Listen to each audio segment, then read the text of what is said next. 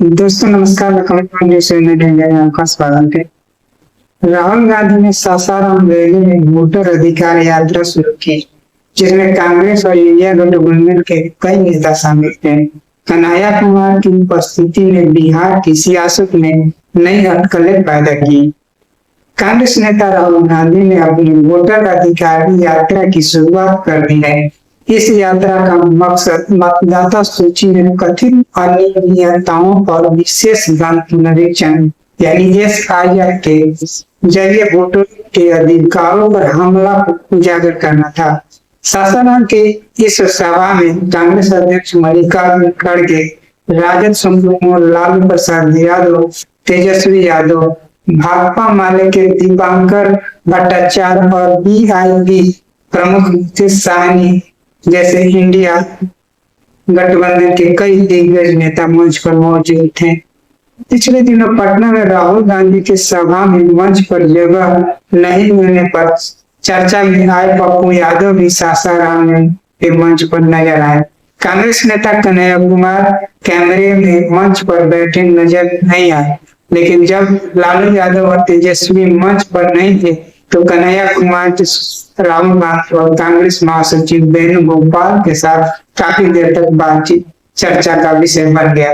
कन्हैया कुमार की राहुल के साथ जो केमिस्ट्री नजर आई, उससे बिहार की सियासत में नए अटकलों को जन्म दे दिया है। ऐसे में सवाल उठता है कि क्या कन्हैया कुमार को मंच से दूर रखना एक राजनीति के तहत लिया गया फैसला था? राहुल गांधी बिहार में क्या कुछ नया करने वाले हैं? बिहार विधानसभा चुनाव 2025 को देखते हुए कन्हैया कुमार को लेकर यह सवाल अब हर किसी की जुबान पर है। राहुल गांधी की यह यात्रा 16 दिनों तक चलेगी, जिसमें 20 से ज्यादा जिलों को कवर करते हुए करीब 1300 किलोमीटर की दूरी तय की जाएगी। सासाराम से शुरू होकर यह यात्रा औरंगाबाद, गया, नवादा, नालंदा, मुंगेर, भागलपुर, पूर्णिया, सुपौल, दरभंगा, सीतामढ़ी, चंपारण, गोपालगंज, सिवान, छपरा, आरा जैसे जिलों से गुजरेगी। इसका समापन 1 सितंबर को पटना के गांधी मैदान के एक विशाल रैली के साथ होगा। राहुल ने अपने संबोधन में बीजेपी को संविधान को कमजोर करने और वोट चोरी की साजिश का आरोप लगाया है। उन्होंने कहा, यह केवल चुनावी लड़ाई नहीं है, बल्कि संविधान और लोकतंत्र को बचाने की जंग है। उन्होंने निर्वाचन आयोग की निष्पक्षता पर सवाल उठाए और जाति गणना व 50% आरक्षण सीमा हटाने की मांग को दोहराया। लेकिन इस रैली में कन्हैया कुमार की मौजूदगी ने सियासी गलियारों में हलचल मचा दी। कन्हैया कुमार जो जवाहरलाल नेहरू विश्वविद्यालय के छात्र संघ के पूर्व अध्यक्ष और बेगूसराय से कांग्रेस के पूर्व लोकसभा उम्मीदवार रहे, बिहार में युवाओं और बुद्धिजीवियों के बीच एक मजबूत चेहरा बन चुके हैं। उनकी वाक्पटुता और जनता से जोड़ने की क्षमता ने उन्हें कांग्रेस के लिए एक बड़ा सियासी हथियार बना दिया है। इस रैली में उनकी उपस्थिति ने संदेश दिया कि कांग्रेस बिहार में अपनी स्थिति को मजबूत करने की रणनीति पर काम कर रही है। राजनीतिक विश्लेषक ज्ञानेश श्रीवास्तव कहते हैं, यह कदम राजद के लिए परेशानी का सबब बन सकता है। पिछले कुछ महीनों में कन्हैया ने बिहार में कांग्रेस के संगठन को पुनर्जन्म देने में अहम भूमिका निभाई है।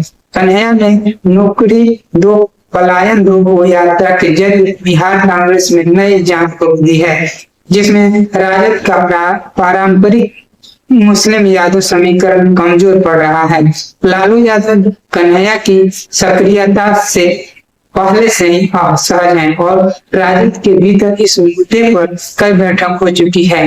कांग्रेस बिहार में अपनी स्वतंत्र पहचान बनाने की कोशिश कर रही है।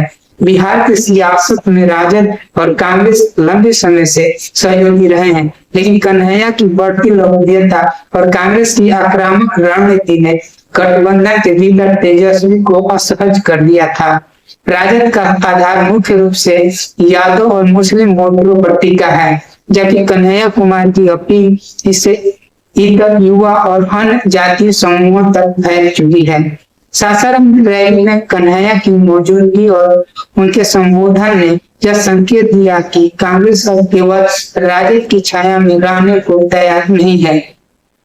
सासाराम की रैली ने बिहार चुनाव 2025 से वाले गठबंधन की ताकत को दिखाया, लेकिन साथ ही यह भी साफ कर दिया कि नेतृत्व को लेकर अंदर रखने और रास्ता काफी तेज हो सकती है। कन्हैया कुमार की तर्रार शैली और कांग्रेस की बदलती रणनीति राजद को सतर्क करती है।